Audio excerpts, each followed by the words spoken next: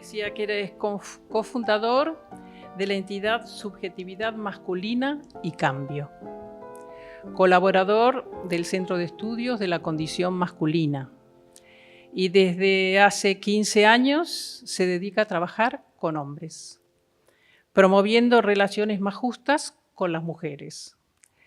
Es investigador social, formador de equipos profesionales, docente de posgrados y títulos propios, y ejerce además como consultor para administraciones y organizaciones del tercer sector que implantan campañas dirigidas a la población masculina.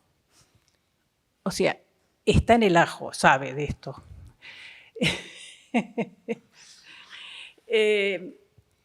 Yo lo presento a él, él me presenta a mí. A ver qué dice.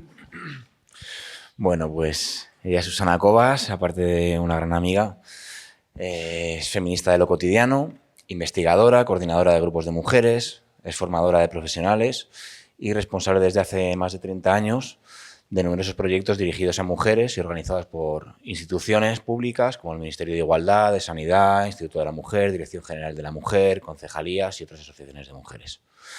Es coautora de varios libros, como uno de ellos es este que tenéis por aquí, Intervenciones con hombres, ¿por qué, para qué y cómo? Otro que es Los cambios en la vida cotidiana de las mujeres, en los cambios en la vida de las mujeres. Es coordinadora de diversas investigaciones también dirigidas a mujeres, como Experiencias de mujeres en procesos de separación y divorcio, de la que es coautora, o El empoderamiento de las mujeres, entre otras. Y luego tiene también algo escrito sobre hombres, algo investigado sobre hombres, muy interesante, que es Hombres con valores igualitarios y los hombres y el cuidado de la salud y alguna otra cosa más que tiene por ahí. Animo mucho a leerla porque, en fin. Bueno, la idea que tenemos entre nosotras es la siguiente. Comienzo yo contando exclusivamente, dando voz a las mujeres que participan en los talleres, grupos de reflexión y las actividades que yo coordino. Y luego Olmos seguramente nos va a dar muchas claves de lo que yo voy a contar en cuanto a las dudas o preguntas o lo que tenemos las mujeres. Yo hoy quiero transmitir exclusivamente el proceso por el cual muchas mujeres jóvenes y de mediana edad, y cuando digo muchas, son muchas en el sentido de que yo siempre coordino actividades grupales. Soy autónoma, pero me han contratado en tantos años que llevo instituciones, Instituto de la Mujer, Dirección General de la Mujer, todo este tipo de cosas, y son muchas las mujeres jóvenes y de mediana edad. Hoy yo transmito lo que ellas van diciendo, el proceso que van haciendo con relación a los hombres con los que se van encontrando, hombres que van cambiando. Es decir, ¿qué es lo que dicen ellas de sus experiencias en relación con los hombres que ya van cambiando, que tienen como valor o se autodenominan igualitarios o que se enrolan en lo que se dio en llamar nuevas masculinidades? Específicamente hoy yo transmito eso, las voces de estas mujeres. Porque, como verán, yo soy la mayor y hace años que no puedo concentrarme y no dispersarme y terminar diciendo lo que quiero decir. Entonces, me vais a perdonar, pero voy a leer para poder usar mi tiempo y transmitir lo que de verdad quiero. Cuando digo de estos hombres, los que están cambiando, se trata de aquellos que en general han puesto en valor su ética a la hora de la defensa de los derechos humanos, del cuidado del medio ambiente, que se sienten igualitarios, sensibles, progresistas, muchos de ellos interesados por diferentes causas sociales y orgullosos de percibirse aliados de la causa y el movimiento feminista. Tal vez no esté de más puntualizar que las mujeres que desean relacionarse en todos los ámbitos con estos hombres diferentes, disfrutones de una nueva masculinidad, son mujeres que también son diferentes, disfrutonas de una nueva feminidad que les va permitiendo construir una subjetividad distinta que las habilita, entre otras cosas, a visibilizar y tomar clara conciencia de los múltiples modos en que se puede expresar la violencia machista. Aunque ellas vienen atravesando procesos nada fáciles, a contracorriente de mandatos aún vigentes, venciendo todavía numerosos obstáculos, son mujeres que van avanzando en una sociedad como la española en la que el feminismo ha podido forzar cambios un poco más profundos y eso les va permitiendo a muchas de ellas posicionarse desde otros lugares existenciales. Han logrado poner en valor esa autonomía existencial, han logrado poner en valor esa autonomía existencial que habilita la sana interdependencia, aunque cada una avance luego a distintas velocidades en diferentes áreas de sus vidas. Son mujeres que tienen cada vez más claro cuáles son sus propios derechos, deseos, necesidades y se posicionan de tú a tú con los hombres. Desde ellas no caben dudas sobre el lugar existencial equivalente, ya vamos a hablar qué es esto, que les corresponde habitar y lo que ello supone concretamente en la realidad cotidiana.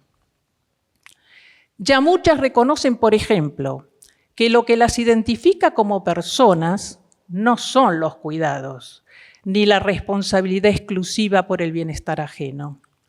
Son conscientes de que ellas también necesitan ser cuidadas y que en definitiva cuidar es simplemente una función, que si bien es compleja por la diversidad de necesidades a cubrir, nos corresponde a todos los seres humanos. ¿Qué pueden esperar entonces de los hombres más tradicionales estas mujeres? Absolutamente nada. Y por eso son las primeras en rechazarlos. Son hombres que defienden una masculinidad que ya estas mujeres tienen absolutamente desacreditada. ¿Cómo no comprender entonces que muchas de estas jóvenes y de mediana edad hayan depositado grandes expectativas en los hombres que ya van transitando un cambio? En principio muy alentador, que lucen con orgullo una nueva masculinidad y que aunque algunos reconozcan que aún le falta recorrido, se sienten tan distantes, diferentes y hasta opuestos a esas viejas masculinidades que ya no los representan. Hombres que se sienten feministas, igualitarios, nuevos hombres buenos. Es por ello que las expectativas iniciales que muestran que han sido las más interesadas en apoyarnos y en vincularse en todos los espacios compartidos, los transmiten, por ejemplo, de esta manera. Traje testimonios de diferentes mujeres, cada uno es de una mujer diferente, que los he elegido porque representan a muchas otras. ¿Cómo no abrirse en canal ante este chico encantador, licenciado en Historia, comprometido hasta el tuétano con los feminismos y el antirracismo? Y qué tranquilidad no tener que lidiar con fanfarronadas, chistes facilones. Qué alivio ver que parece que puedes ser tú, ser escuchada, hablar más en profundidad, compartir valores, transgresiones, emociones. Vas sintiendo confianza. Él es distinto, es igualitario. Hay cosas que ni le he de explicar. Él es consciente, abierto de mente. De él me puedo fiar. Había renunciado a la maternidad porque lo de la corresponsabilidad me parecía cuento chino. La vida de mis amigas es un desastre desde que fueron madres, pero con él es diferente. Con él creo que me voy a animar. En mi grupo de militancia, los chicos no solo nos valoran a las feministas, sino que son verdaderos aliados de nuestra causa. Me encanta lo sensible que es, llora y se emociona como cualquiera de nosotras, a veces más que nosotras. Lo mismo que ellos, al principio, ellas hacían la comparación con los machistas de toda la vida, con los hombres de otras generaciones, sus padres, sus abuelos. Y por supuesto, lo que veían en estos nuevos hombres les generaba mucha ilusión y grandes expectativas. ¿Pero expectativas de qué? De que aprendieran a llorar, a cocinar, a tratar mejor a las mujeres, a ser más amorosos con sus hijos e hijas, a animarse a lucir estéticas antes solo femeninas, a poner en valor el cuidado de sí mismos, a que a poco de andar se sintieran aliados e inclusive activistas de causas feministas? Sí, ¿por qué no? Pero cuidado, todo eso fenomenal sí indicaba, si eran pequeños signos de un proceso de transformación verdaderamente profundo y sólido del lugar existencial desde el que se relacionan con ellas. Para explicar esto y muy resumidamente, utilizo una metáfora que me inventé, que usando las voces de tantas mujeres como lo decían, para entender qué es esto de la equivalencia existencial. Y en esa metáfora era más o menos así. El juego social, lo que queda claro con esta metáfora para los grupos de mujeres, ojalá pueda explicarlo.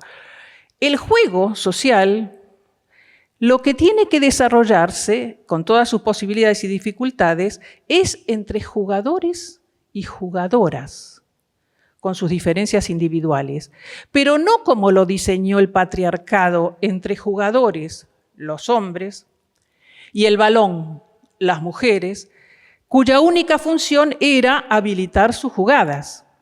Un balón que no tenía en su disco duro la función del juego propio y mucho menos la de participar en el diseño del juego al que se decida jugar. Es decir, que lo que había que lograr es la equivalencia de ese estatus, dimensión, categoría existencial, jugadores y jugadoras. No se trataba solo de que los jugadores dejaran de ser tan brutos, evitaran lesiones, se cuidaran, aprendieran, no se obsesionaran con la competencia y trataran un poco mejor al balón. Era cambiar una estatus, una dimensión existencial. ¿Cómo no iba a ser maravilloso entonces suponer que con los cambios que ofrecen se acababa el desperdicio de energía puestas en reivindicar ese lugar de jugadoras? Ciudadanas de primera, con derechos, necesidades y deseos propios, y a cambio destinarlas a lo que sea que la vida depare, pero sin condicionamientos por el hecho de ser mujeres. Estas eran las expectativas. Qué alivio creer que ya existiría la posibilidad de relacionarse con compañeros de estudios, de trabajo, de militancia, de ocio, deportes, amigos, familiares, que sí, con su masculinidad saneada, pero que aprendieron además a relacionarse desde un mismo lugar y dimensión existencial con las mujeres. ¿Y qué decir de aquellos con los que se pretende entablar vínculos amorosos o de pareja? Pero el tiempo fue pasando. Las experiencias fallidas, que en principio se entendían como individuales y anecdóticas, se fueron acumulando y lamentablemente poco a poco muchas comenzaron a sentir frustradas esas expectativas iniciales. Empezaron primero y muy sorprendidas a percibir, por ejemplo, este tipo de cosas. Cuando digo no estoy de acuerdo, él responde: es que no me entiendes. No puede aceptar que sí le entiendo, pero yo quiero otra cosa. Otra. En el espejo en que se mira, yo de verdad nunca existí. Me gustaba más como tío que como ha sido conmigo. No me trata mal, es majo, a veces buen compañero, pero de alguna manera siempre deja claro que no jugamos en la misma liga. Luego van poco a poco comprobando que aunque con otras formas y contenidos, la mayoría de estos nuevos hombres mantienen las mismas relaciones jerárquicas y de poder de toda la vida, a pesar de algunos cambios en su propia manera de sentirse hombres. Patricia Migot, profesora de la Universidad aquí de Navarra, lo explica de esta manera. Un hombre moderno puede implicarse en la paternidad, expresar sus emociones, mostrarse sensible, pero eso no garantiza que haya desactivado o deconstruido una manera autorreferente en la que sigue naturalizando la centralidad en su propia vida, en sus propios proyectos, criterios y valores. Esos cambios no garantizan una relación igualitaria en términos de reconocimiento y de reciprocidad con las mujeres. Por todo esto, a algunas, y no a pocas, las va invadiendo una sensación de ser damnificadas. Últimamente están usando la palabra estafadas por las consecuencias nocivas de haber confiado plenamente, haber bajado la guardia, por creer sin más en lo que transmitían como hombres nuevos, despojados de la masculinidad tradicional. Y lo expresan de estas maneras. ¿Cómo un hombre de izquierda, sensibilizado con las desigualdades, comprometido, no me trata en igualdad de condiciones? ¿Cómo lo que parece un mismo marco de valores no supone en el día a día relaciones igualitarias?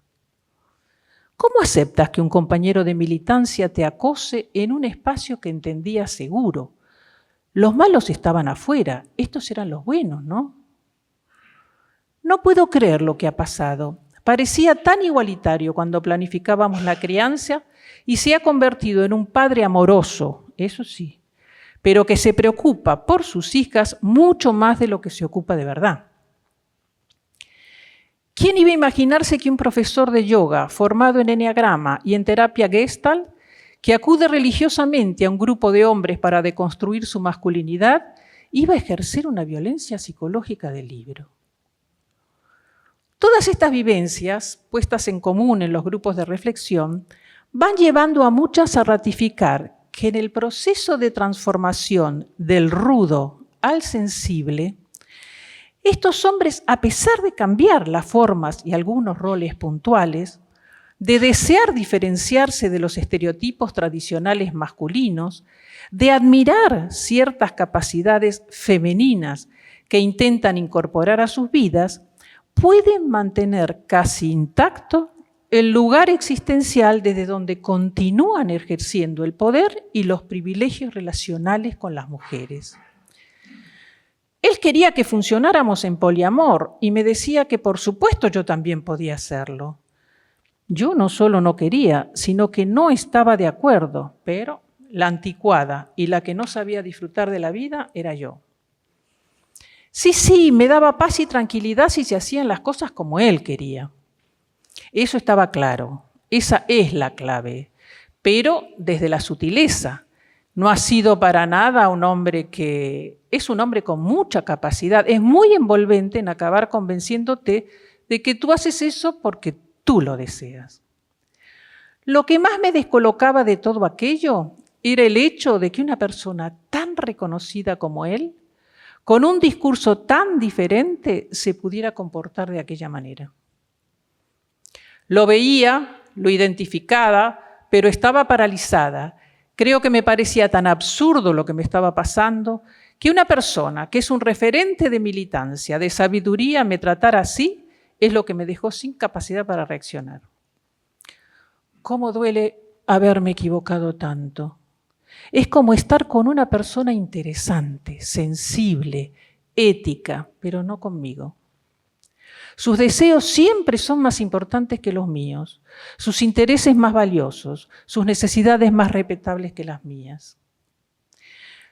Son tantas las que ya están dando testimonio de lo que sucede que van conformando una gran marea, aunque bastante silenciosa por ahora. Llamativamente, el tema no ha encontrado todavía un lugar claro y visible en la agenda feminista, y eso probablemente se deba, entre otros motivos, a que se trata de algo nuevo, sobrevenido, que no encaja con precisión en los parámetros conocidos como violencia machista. No se ha politizado y por ello mantiene un estatus de asunto privado, un tema que se comparte en general en espacios que se consideren seguros, entre mujeres, en las consultas de psicólogas feministas, donde se intercambian experiencias que en realidad hace rato que dejaron de ser individuales. Para aquellas que entablan vínculos afectivos y de pareja, por supuesto el impacto es mucho más fuerte, ya que es donde más expuesto queda el nivel real de profundidad y solidez de los cambios. Qué duda cabe que en los vericuetos de la vida cotidiana, la renuncia a los privilegios se mide en el día a día, los enunciados teóricos deben convertirse en realidades muchas veces molestas, las buenas intenciones deben concretarse en hechos, La paternidad trasciende lo lúdico, inclusive lo puramente doméstico, y la redistribución de roles y tareas no resulta suficiente para cambiar las relaciones de poder. Lo que transmiten, en definitiva, es que estos hombres están aprendiendo cada vez más a liberarse de los mandatos de la masculinidad que los daña, pero muchos siguen asumiendo los mandatos de esa misma masculinidad que los beneficia. Aún aquellos que incorporan valores femeninos, sensibilidad, buen trato, gestión de emociones, etc., pueden seguir en posesión de la verdad, lo objetivo, la razón, la centralidad, y no ven de buen grado que sean ellas las que también adopten estos valores masculinos. Algunas callan por temor a quedar expuestas públicamente, a ser ellas las criticadas cuando se trata de hombres admirados en su entorno social y hasta reconocidos referentes de los nuevos hombres buenos y paternidades comprometidas. ¿Qué duda cabe de que toda esta confusión, malestar, desconcierto y frustración de expectativas aún no reconocidos, ni atendidos, ni validados, está generando sufrimientos y situaciones complejas que en algunos casos lleva hasta dificultar la detección temprana de casos de violencia? En 2021, Lucho Fabri, que es un especialista en Argentina del trabajo con hombres, decía: si nos movilizamos en el espacio público sin transformar nuestras prácticas íntimas, privadas y comunitarias, vamos por mal camino. Incluso por un camino peligroso que genera expectativas de cambio en las mujeres, bajando las defensas de aquellas que están en situaciones de mayor vulnerabilidad y alimentando procesos de limpieza de prontuarios de varones que creen que publicitando su participación en una acción feminista ya son libres de los machismos que han ejercido y siguen ejerciendo. También somos ya bastantes, aunque no tantas como deberíamos, las feministas que venimos alertando de lo que está sucediendo. No nos enrolamos en la línea mayoritaria que promueve las nuevas masculinidades y por rara coincidencia o no, la mayoría trabajamos fundamentalmente con grupos de mujeres y conocemos de cerca sus realidades cotidianas. María Sabroso, por ejemplo, desde su amplia experiencia en el trabajo terapéutico con enfoque feminista, transmite que sin un cuestionamiento profundo del lugar asignado a las mujeres, las nuevas masculinidades corren el riesgo de ser apenas un ayornamiento del viejo orden. Un lenguaje nuevo para sostener la misma distribución desigual del trabajo emocional, simbólico y político. Liliana Carrasco, como formadora y supervisora de equipos de trabajo en violencia de género, habla de la importancia de interrumpir los automatismos que desestabilicen la narrativa del varón sufriente, del varón que se nombre a sí mismo como víctima del patriarcado, indagando su responsabilidad en el circuito de la violencia. Considera que es necesario interpelar los usos cotidianos y privados del poder para que también se puedan percibir como capaces de dañar. Y algo que me ha llamado mucho la atención es cómo Martín Di Fiore, un coordinador de diferentes actividades dirigidas a hombres, coincide exactamente en el análisis que hacen muchas mujeres y lo expresa casi con las mismas palabras. Dice, ¿qué significa realmente que un hombre llore? Por ejemplo, a la hora de pedir disculpas. ¿Quiere que lo entiendan o busca impunidad? ¿Desea reparar o pedir simplemente compasión? Hay un gesto peligroso, dice, y cada vez más extendido, de romantizar al varón que sufre sin preguntarle qué hace con ese sufrimiento en relación con las mujeres. ¿Lo transforma? ¿Lo vuelve reparación? ¿O lo utiliza como justificación para no cambiar? Cuidado que el dolor y reconocer la vulnerabilidad no exime ni cambia por sí solo las dinámicas del poder. Y la ternura por sí sola no compensa el daño que se siga infligiendo. Hay hombres que pueden llorar y al mismo tiempo humillar o creer que con eso ya han cambiado. Cuando hablan de gestionar mejor las emociones, de ser más sensibles, ¿a qué se refieren exactamente en lo relacional con las mujeres? con la sensibilidad de artistas y poetas como Picasso, Neruda, Rodin. ¿Quién duda que podrían ser muy capaces de llorar y mucho más? Y sin embargo han sido hasta siniestros con las mujeres. Y Di Fiore no tiene dudas, en esto no hay contradicción, hay poder. Y nos advierte sobre la masculinidad estafada. Cuando la masculinidad se nombra estafada, pero no revisa lo que hizo con esa supuesta estafa, se puede volver un personaje hasta peligroso. El varón que se victimiza para no asumir el daño que sigue causando. No se trata de negar el sufrimiento del varón, se trata de no dejarlo allí, en el altar de la compasión ingenua.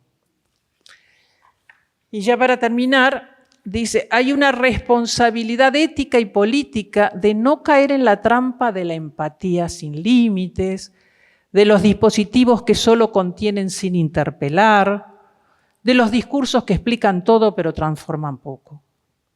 En definitiva, lo preocupante es que en la realidad cotidiana lo que se esté logrando realmente sea desdibujar el protagonismo que los hombres ejercen como agentes activos en la producción y mantenimiento de la desigualdad, y que se esté dando por hecho que mejorar la calidad de vida de los hombres transforma automáticamente las relaciones de poder que siguen estableciendo con las mujeres.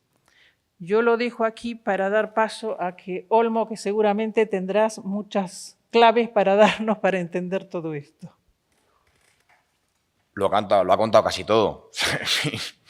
Voy a ver qué puedo aportar mínimamente al nivel de profundidad que ha tenido Susana, ¿no? Y que de una manera tan clara y con tanto ejemplo práctico que ha traído. Entonces, bueno, pues un poquito dar alguna pincelada así desde el lado de los hombres. Bueno, así por empezar, me gustaría como preguntarnos como qué es esto de la masculinidad, ¿no? Que es una pregunta que yo, alguno que por aquí que ya ha trabajado conmigo así unas pocas de horas, ¿no? Sabe que me gusta empezar con esa pregunta, ¿no? Y qué es lo que solemos respondernos los hombres, ¿no? Ante esa pregunta, porque, y esto es algo que cuenta Susana, que no he contado, pero que voy a contar yo, porque es tan importante preguntarnos qué es la masculinidad antes de empezar a trabajar, ¿no? Y tiene que ver con el diagnóstico. Esto que ponía el ejemplo siempre de Susana de que en la peste bubónica en Europa pues había gente que pensaba que tenía que ver con un castigo divino. Entonces decía, bueno, pues si el diagnóstico que yo hago sobre la problemática social, esta problemática que tenemos aquí, en este caso una enfermedad, ¿no? Es un castigo, pues yo voy a rezar, no voy a aplicar, voy a intervenir sobre esa realidad acorde al diagnóstico que yo he hecho, ¿no? Entonces voy a rezar mucho, voy a cumplir a rajatabla las normas de mi religión, bueno, o otra gente que diagnosticó que no, que aquello tenía un problema que tenía que ver con el agua, entonces se alejaba las poblaciones de los pozos acuíferos, ¿no? Otra gente que diagnosticó que tenía que ver con la higiene, entonces siempre adoptamos medidas, intervenimos sobre la realidad en base al diagnóstico que hacemos, ¿no? Por eso es tan importante, antes de empezar a hacer lo que sea, hacernos una serie de preguntas, como qué es lo que yo cómo estoy conceptualizando para ver y qué quiero conseguir para desarrollar una metodología sobre cómo intervenir sobre esa realidad, ¿no? Cuando hablo de esta realidad me refiero, en este caso, sobre mi realidad, tanto que hombre y sobre otros hombres con los que trabajamos, ¿no? Pero que yo me incluyo ahí también, ¿no? Dicho esto, claro, muchas veces lo que aparece en los grupos, con los hombres con los que trabajo, es esta idea de que la masculinidad es una losa, ¿no? Es cuando trabajo online, pues pido que buscad una foto, una imagen en un buscador a través de la cual podáis representar o explicar qué es la masculinidad para vosotros, ¿no? Y cuando estoy en presencial, pues lo pido que lo ejemplifique, ¿no? Entonces, muchas veces pues, se representa así como una carga, ¿no? Digo, interesante, ¿no? Es una carga, digo, joder. Qué mal estamos los hombres, ¿no? En este mundo parece que estamos fatal, ¿no? Esto normalmente ocurre cuando trabajo con hombres sensibilizados. Sí, cuando digo sensibilizados quiero decir también muy influenciados por el discurso hegemónico y muy machacón de las nuevas masculinidades. Porque cuando trabajo con hombres sin hogar, en prisión, con perfiles pues no sensibilizados, a nadie se le ocurre pensar que la masculinidad es una carga. Esto es algo que nos hemos inventado los hombres de alguna manera, que le hemos subido el volumen, le hemos maximizado, ¿no? Esto del, bueno, La presión entre hombres, bueno, pues un poquito de presión, pero también hay presión entre mujeres, ¿no? Precisamente por representar y por practicar la feminidad, un modelo mucho más estanco, ¿no? Como ahora veremos a continuación y como ya ha anticipado Susana. Entonces, bueno, es interesante ver cómo hombres sensibilizados traemos ya un poco este discurso comprado, ¿no? Porque nos viene bien, porque desde el mundo académico estamos como desplazando un marco teórico más que nos implica más crítica, más autocrítica a nosotros, por la teoría, ¿no? de las masculinidades, en donde se nos pone como en el centro y se empieza a investigar un poquito qué es lo que nos pasa a los hombres, pero no en relación a las mujeres, que es lo que plantea el feminismo, sino como individuos en la sociedad, ¿no? Y ahí pues aparecen esto de las masculinidades hegemónicas, las no hegemónicas, las subordinadas, las disidentes, las batiburrillo, ¿no? Y una amalgama de posibilidades que se nos da a los hombres, en donde lo malo malísimo son 4, ¿verdad? Y el 90% nos tendemos a salvarnos. Bueno. Dicho esto, que voy a repetir un poco lo que ha dicho Susana, pues la masculinidad, voy a empezar a decir lo que no es la masculinidad, desde el enfoque que estamos planteando, ¿no? Que insisto que no es el de las nuevas masculinidades. La masculinidad no es un estereotipo. No es una caja ni una jaula en donde tenemos que encajar los hombres. Porque no es algo inmóvil, no es algo inmutable, no es algo estático. No es una fotografía de la masculinidad. Muchas veces, ¿qué es la foto de la masculinidad? Entonces, la típica foto del tiarrón fortachón de gimnasio o un militar o todo lo que no somos, ¿no? De alguna manera, la masculinidad buscamos siempre como ponerla en el afuera de lo que es uno mismo. Es interesante, oye, me planteo como mucho esta metáfora de la masculinidad como un vídeo, ¿no? Un vídeo en el que nos permite ver la evolución histórica de cómo ha ido cambiando también, ¿no? Cómo ha ido representándose de maneras muy distintas a lo largo de la historia y actualmente en diferentes puntos del planeta, siempre perpetuando, aunque sea así, asá, ese lugar privilegiado y opresor sobre este otro grupo subordinado que son las mujeres, ¿no? Entonces, de alguna manera, nos permite profundizar un poco más y salirnos de esta idea de la fotografía estética con la que no nos identificamos. No es una forma de estar en el mundo. Hay muchas formas de estar en el mundo, masculinas. Que puede gustarte el fútbol o no gustarte el fútbol. Puede gustarte el motor, los coches o no gustarte. No dejamos de ocupar ese lugar existencial que estaba diciendo Susana, ¿no? No son una serie de aficiones, aunque estén masculinizadas, porque son humanas. Se han ido convirtiendo en masculinas en el momento en el que las hemos ido realizando nosotros, pero no implica que sean exclusivas nuestras, ¿no? Bueno, podría seguir con el no, pero voy a pasar así, ¿no? Que sí es, ¿no? Pues es esto que decía Susana, es un lugar existencial, pero no un lugar existencial en el mundo, sino en relación a ese otro grupo subordinado que la sociedad ha colocado por debajo, que son las mujeres. No es en relación a los animales, no es en relación a otros hombres, no es en relación a la clase trabajadora, no, es en relación a las mujeres. Cada grupo social se le coloca en un grupo, en una posición política al final, que es en relación a otro grupo social, ¿no? Que de manera dialéctica hemos aprendido a establecer relaciones de explotación, de uso y abuso. Sobra decir que esta forma de relación o esta disposición a la explotación, esta mentalidad extractivista de trabajo, esto del amor es trabajo no pago, ¿no? Pero de sostén emocional, de, bueno, explotación sexual, etcétera, etcétera, etcétera, es en mayor medida, no completamente, bastante inconsciente, ¿no? Que esto no nos tiene que eximir, por supuesto, ni muchísimo menos, que hay ese peligro también, ¿no? Muchas veces, pues me han educado así. Pero bueno, es importante apuntarlo y también a la hora de trabajar con nosotros, bueno, ponerlo sobre la mesa, ¿no?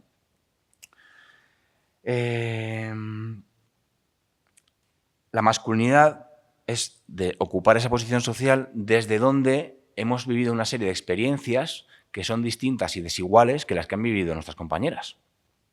Muy distintas y muy desiguales, ¿no? Implican unas experiencias privilegiadas, ventajosas, relación a ellas. Hemos disfrutado de un mayor reconocimiento social a cualquier cosa que hacíamos, ¿no? Y por eso es interesante como cualquier cambio que hacemos, ¿no? Se ve como muy transformador, se aplaude mucho. Se nos aplaude mucho, nosotros, si educados en aplaudirnos mucho, entonces pues ya estaría. el sofá, me cambio del sofá a una silla súper acolchada, ¿no? Una butaca, y me quedo tan pancho, ¿no? En vez de pasarme a una silla, ¿no? Voy a comentar algunos, hay muchísimos, obviamente, experiencias privilegiadas que disfrutamos desde pequeños, ¿no? Pero bueno, hay una mayor libertad de movimiento. Ahora explicaré por qué esto de la libertad, ¿no? Mayor libertad de movimiento. Yo me muevo libremente por el mundo, sin miedo a que me pasen muchas de las cosas que le pueden pasar a las mujeres, os pueden pasar a vosotras, ¿no? Tengo mayor tiempo libre, porque la sociedad no me ha empujado, no me ha exigido cuidar ni dedicarme al común como le exige o se exige a las mujeres.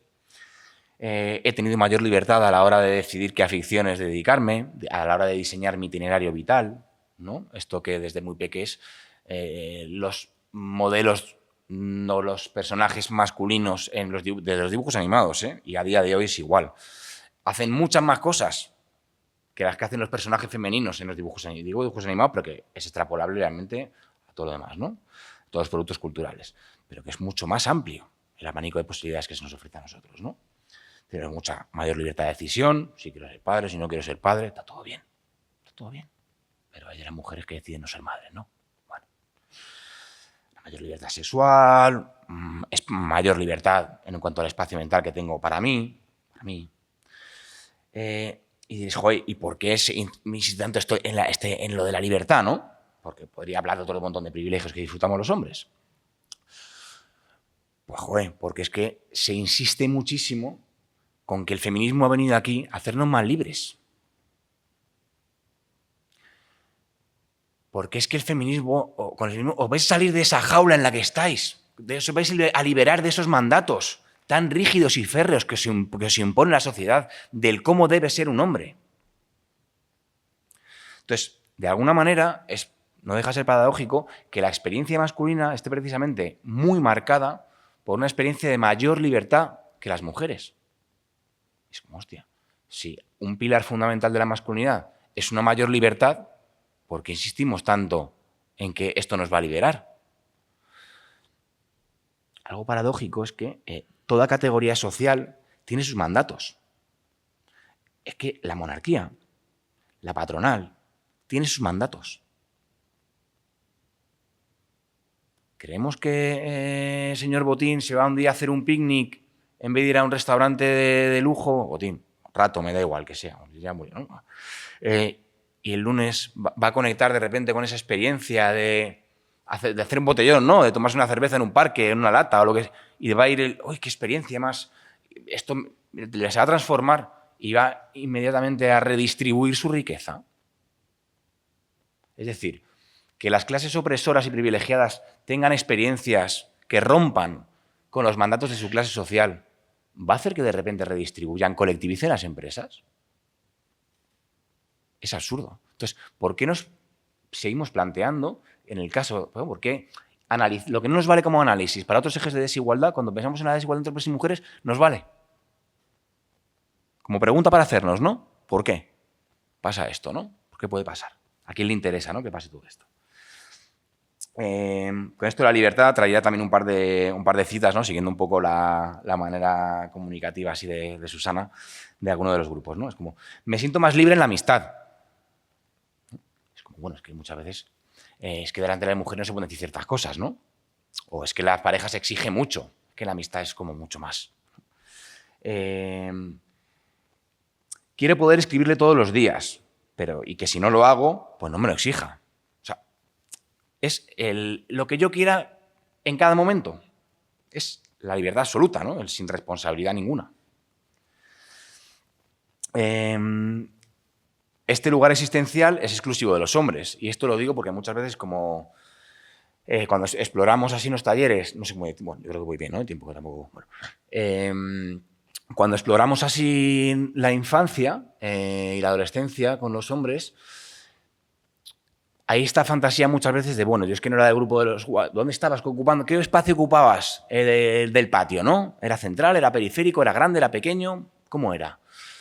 No, bueno, es que yo como no jugaba al fútbol y estaba con las niñas, bueno, pues es que a mí esto... Es que yo en realidad no soy muy hombre, yo no soy muy de esos tíos en plan...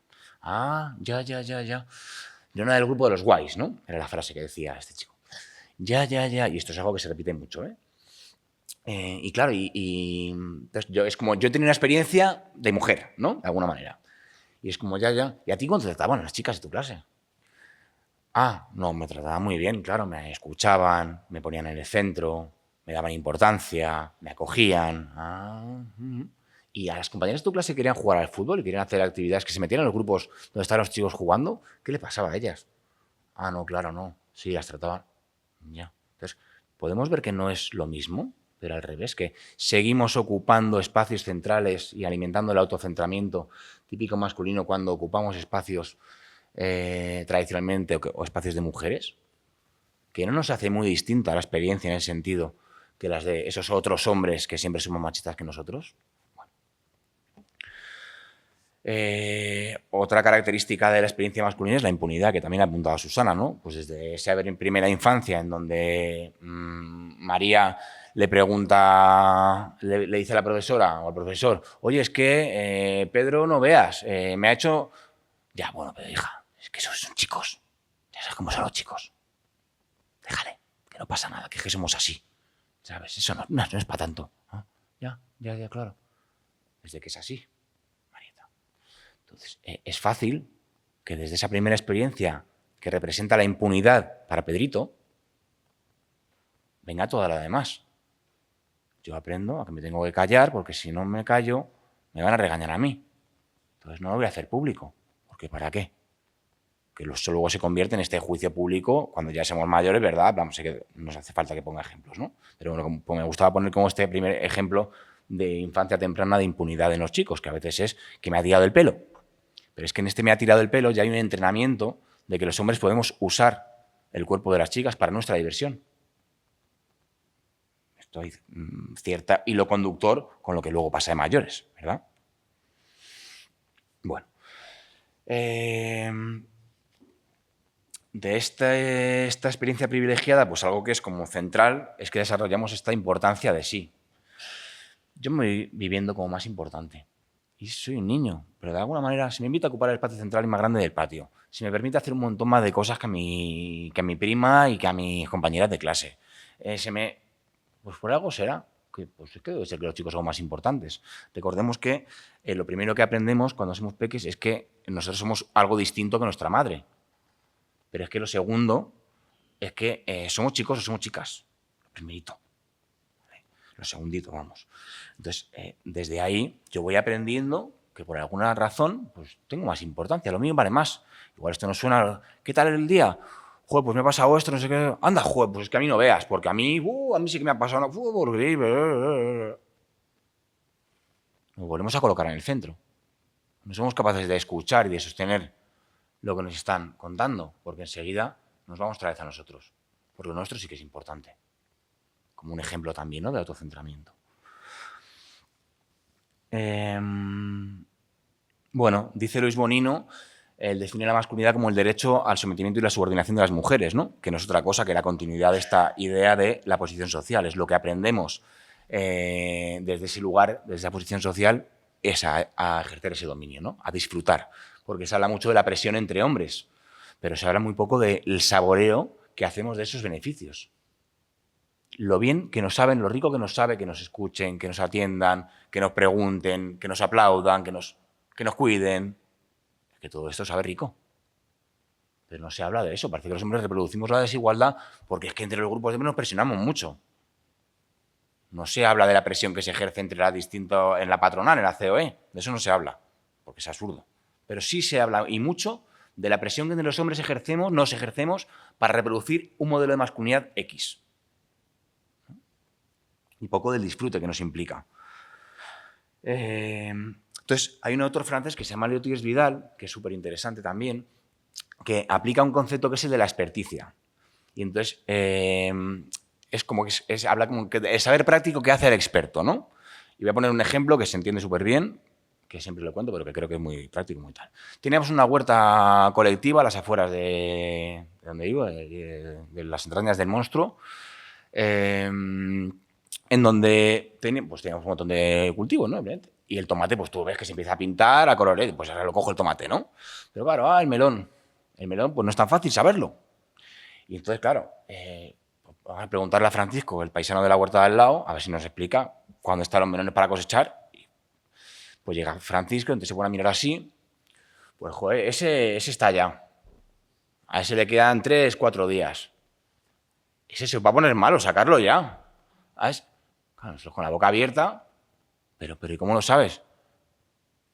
¿Cómo conoces? Pues no lo ves. Pues es que se ve. Bueno, pues eso es la experticia. Es ese saber práctico que hace al experto, que muchas veces no sabemos ni expresar, pero que tenemos cuando hemos puesto mucho interés en algo a lo largo de nuestra vida. Entonces, si a lo largo de nuestra vida hemos estado disfrutando de esa posición privilegiada sobre las mujeres y hemos aprendido ese derecho al sometimiento y a la subordinación, insisto que inconscientemente, porque a veces hay que repetirlo mucho esto, ¿verdad? ¿En qué seremos expertos los hombres? ¿En qué hemos desarrollado esa experticia? Pues en ejercer ese dominio, en perpetuar ese lugar existencial que tanto nos aporta de una manera más o menos sutil, que es que no tiene por qué ser de una manera burda. Es que muchas veces es desde lo más cotidiano y lo más sutil.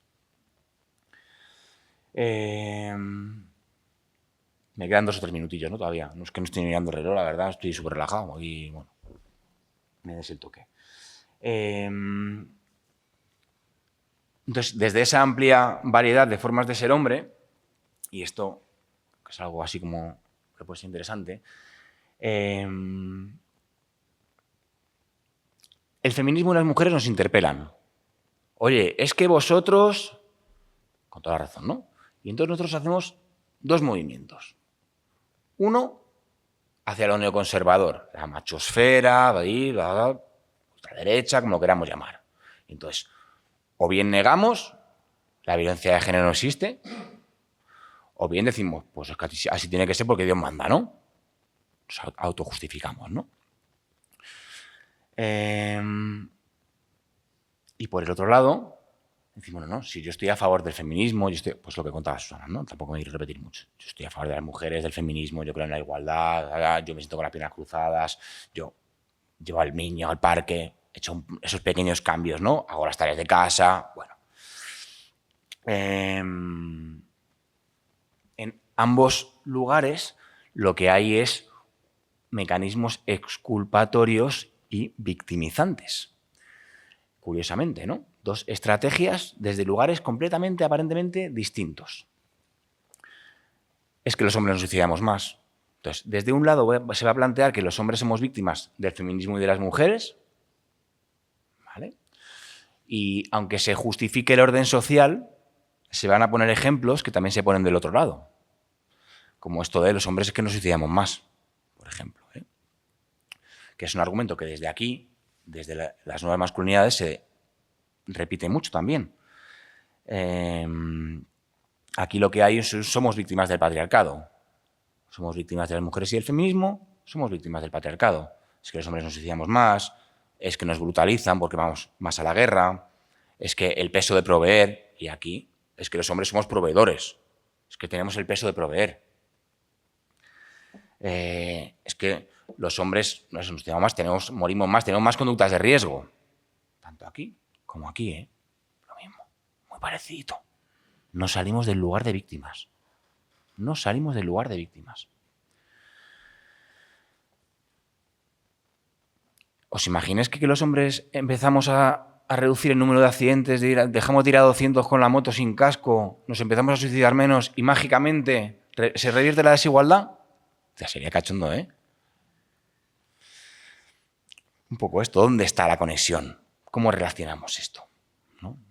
De la desequivalencia.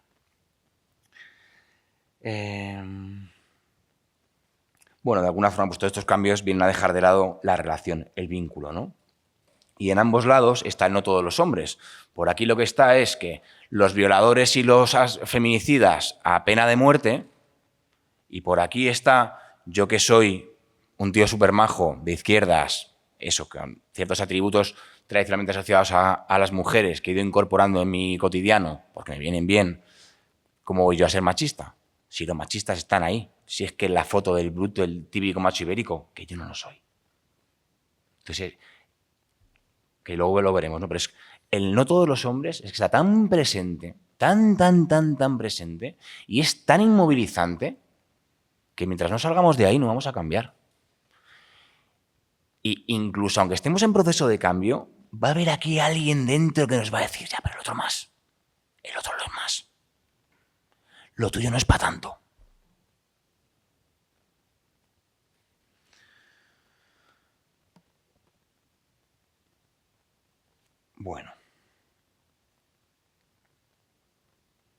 Bueno, pues yo creo que hasta ahí me metería, por dejar un poco luego para la siguiente pregunta. Sí que quiero como leer así algunos testimonios también. Bueno, sobre resistencias masculinas. Muy identificadas. No somos tan tontos, ¿eh? No nos pensemos. Ni somos tan niños ni somos tan tontos. Mi hermana me estaba contando su día y yo desconecté. ¿Desconecté? A ver si estas cosas no resuenan, ¿no? Me lo señaló enfadada y yo le dije que era su culpa, que era por su manera de relatar, responsabilizándola. Esto ya lo digo yo, ¿no? Me dijo, es que tu padre no ayuda a nada a tu madre lo hace todo. Y yo me puse a defenderle.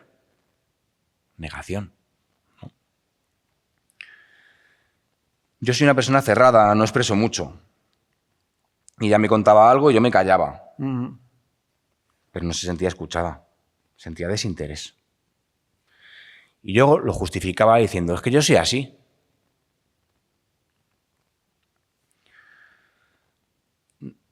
Respecto a ponerle el apellido de él o de ella a la criatura que han tenido.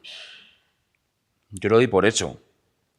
Se va a perder mi apellido, porque yo me sentía atacado y ofendido. Martínez.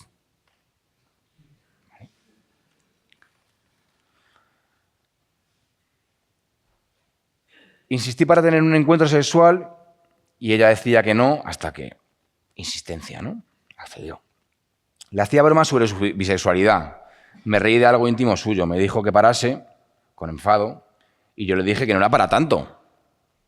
Minimizar. Yo llegaba con propuestas de pareja muy cerradas y ella a veces me decía que no, y yo me ofendía. A veces algo tan sencillo como una comida, ¿eh? Pero yo me hacía la víctima.